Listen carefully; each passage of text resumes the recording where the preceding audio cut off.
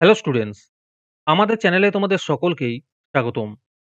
আজকের ক্লাসে আমরা ক্লাস 6 এর রায় ও মার্টিন 2024 প্রশ্নবিচিত্রার বাংলার সেকেন্ড ইউনিট টেস্টের 11 নম্বর স্কুলের প্রশ্নোত্তরগুলি করব। বাংলার আগের স্কুলের প্রশ্নোত্তরগুলি তোমরা যদি দেখে না থাকো তাহলে অবশ্যই আমাদের চ্যানেলে গিয়ে দেখে নিও। নিচে ডিসক্রিপশনে লিংক আমি দিয়ে রাখলাম।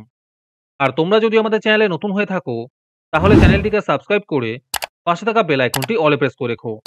তাহলে পরে ক্লাসের ভিডিওগুলি আমি আপলোড করলেই তোমাদের কাছে নোটিফিকেশন পৌঁছে যাবে।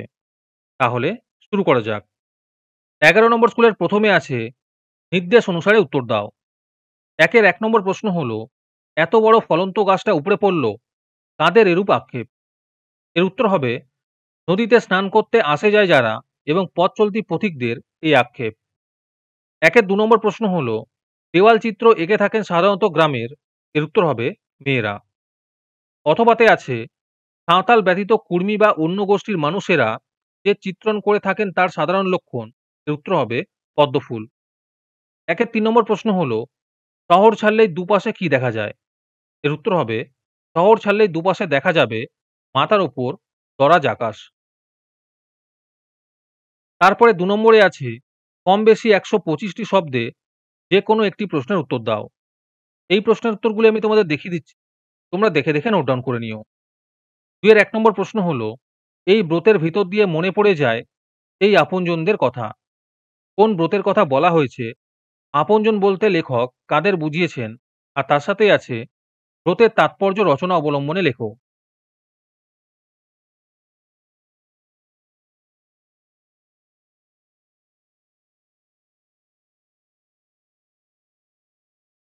2 এর 2 নম্বর প্রশ্ন হলো, সেদিন থেকে গাছ হেলে পড়েছে পূর্ব দিকে।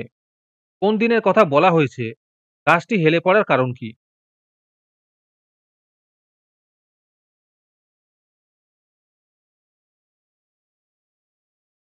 তারপরে 3 নম্বরে আছে, নির্দেশ অনুসারে উত্তর দাও।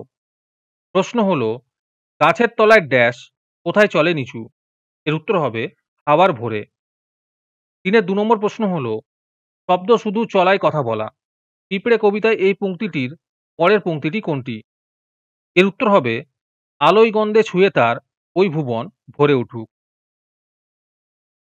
3 এর 3 নম্বর প্রশ্ন হলো, উদাস বাতাস আছড়ে বলে কি বলে?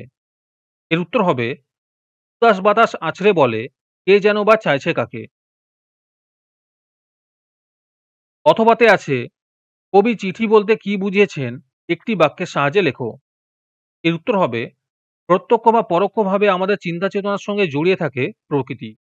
এই প্রকৃতি কখনো কখনো চিঠি হয়ে ধরা দেয় কবির কলমে।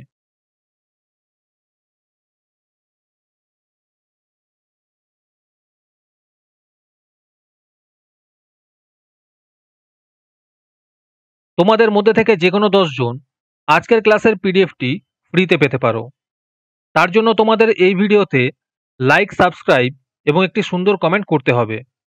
এই ভিডিওতে যখন 100টি লাইক এবং 100টি সাবস্ক্রাইব হয়ে যাবে, তারপরে আমি এই ভিডিওর কমেন্টের মধ্যে থেকে র্যান্ডমলি যে কোনো 10 জনকে বেছে নিয়ে তাদের সঙ্গে যোগাযোগ করে এই ভিডিওর পিডিএফটি দিয়ে দেব।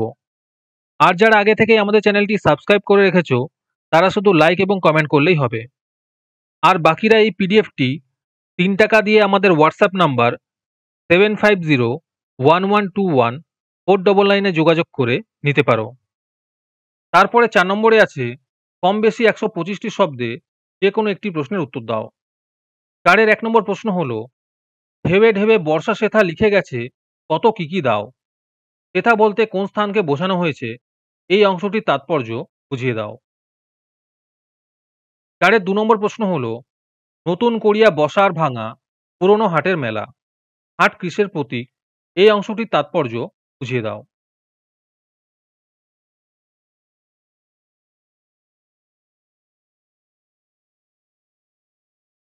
তারপরে 5 নম্বরে আছে, কম বেশি 60টি শব্দে যে কোনো দুটি প্রশ্নের উত্তর দাও।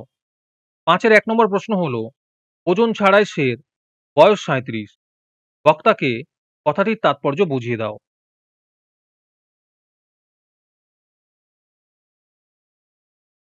5 এর 2 নম্বর প্রশ্ন হলো, ছাগল তার বক্তৃতায় কি বলেছিল নিজের নাম সম্পর্কে।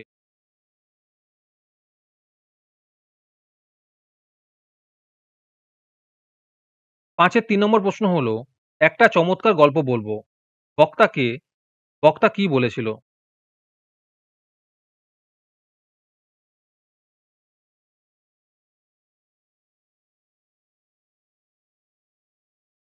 তারপরে 6 নম্বরে আছে, নির্দেশ অনুসারে উত্তর দাও। 6 এর 1 নম্বরে আছে, সমচ্চারিত ভিন্নাত্মক শব্দ যুগলের অর্থ লেখো। 1 নম্বরে আছে, কয় হস্যু ল কুল, এর উত্তর হবে বংশ। তারপরেরটায় আছে, কয় দীর্ঘ ল কুল, এর উত্তর হবে তীর। 2 নম্বরে আছে, দন্তস্বয় হস্যু র সুর, এর উত্তর হবে দেবতা। তারপরে আছে, তালবস্যয় দীর্ঘ র সুর, এর উত্তর হবে বীর।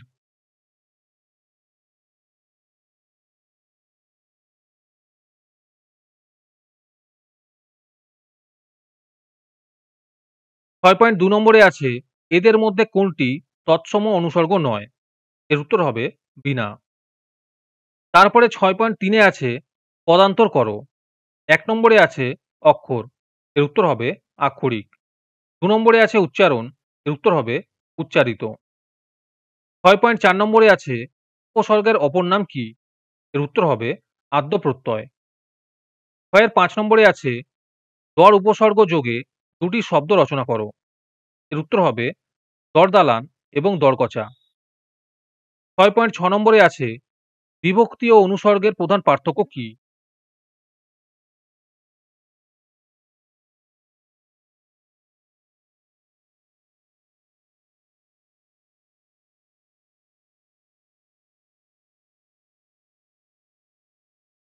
আজকের ক্লাসটি তোমাদের ভালো লেগে থাকলে অবশ্যই একটি লাইক এবং বন্ধুদের কাছে শেয়ার করে দিও। পরের স্কুলগুলির প্রশ্নোত্তরের ভিডিও তাড়াতাড়ি পেতে চ্যানেলটিকে অবশ্যই সাবস্ক্রাইব করে রেখো। তাহলে দেখা হচ্ছে পরের ক্লাসে।